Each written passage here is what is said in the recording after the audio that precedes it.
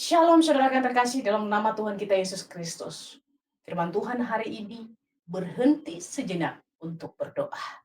Pernahkah kita membawa tas yang sangat berat di punggung kita? Jika kita merasakan semakin lama kita berjalan, semakin lelah rasanya untuk membawa tas tersebut. Hidup kita pun demikian. Seringkali kita merasa seperti itu, beban yang begitu berat, yang begitu banyak, luar biasanya. Kekhawatiran, masalah, tekanan hidup menjadi beban yang terus kita bawa kemana-mana kita pergi. Tetapi tahukah kita bahwa ada tempat untuk meletakkan semua itu? Dan hari ini Tuhan mengundang kita untuk berhenti sejenak, melepaskan semua beban itu, dan menyerahkan semuanya kepadanya di dalam doa. Filipi 4 ayat 6 berkata, janganlah hendaknya kamu khawatir tentang apapun juga, tetapi nyatakanlah dalam segala hal keinginanmu kepada Allah, dalam doa dan permohonan dengan ucapan syukur. Kalau kita melihat di masa-masa COVID, Bapak Ibu dan Saudara, kita kadang-kadang dikurung, atau kita dipisahkan dari orang-orang yang kita sayang, dan kita tinggal sendirian dalam kamar. Itu bukan sesuatu hal yang menyenangkan untuk kita.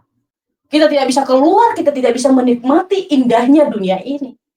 Apalagi Paulus ketika saat itu ia ada dalam penjara.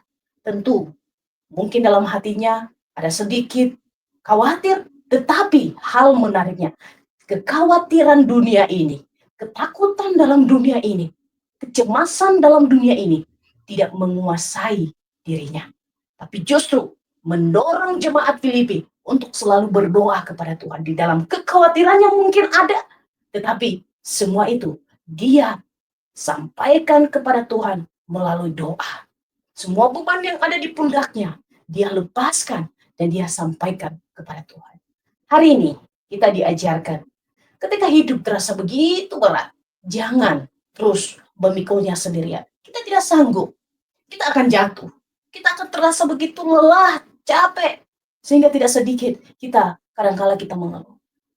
Marilah kita berhenti sejenak dan berdoa, berlutut kepada Tuhan. Serahkan semua kekhawatiran kita. Mari kita lepaskan semua beban itu dan kita serahkan kepada Tuhan.